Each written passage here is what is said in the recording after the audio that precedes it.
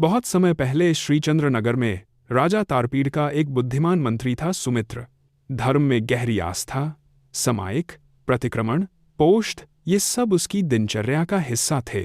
एक दिन राजा ने ताना मारा, सुमित्र, ये सब बेकार कर्म क्यों करते हो? इससे मिलता क्या है?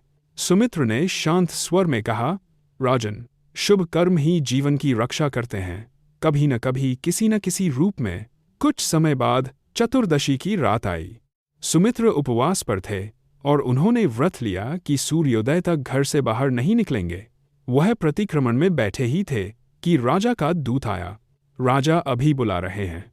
सुमित्र ने विनम्रता से कहा, मैं व्रत नहीं तोड़ सकता।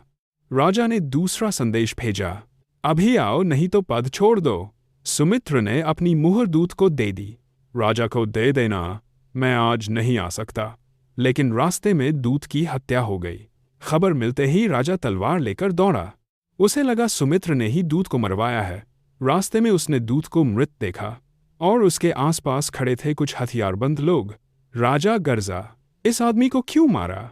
वही बोले, हम धढ़ावर के राजा सुरसेन के सैनिक हैं, हमें तो मंत्री सुमित्र को मारने भेजा गया था। राजा स्तब्ध रह गया।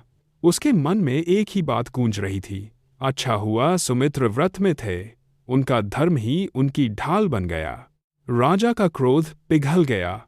वह सुमित्र के घर पहुंचा और बोला, आज तुम्हारा व्रत न होता तो राज्य का अनर्थ हो जाता।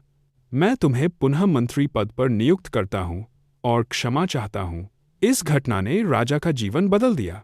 वह आचार्य पूर्णचंद्र से मिला, श्रावक व्रत लिए और दरबार एक आध्यात्मिक सभा बन गया। सुमित्र अब सिर्फ मंत्री नहीं बल्कि राजा के लिए प्रेरणा बन चुके थे।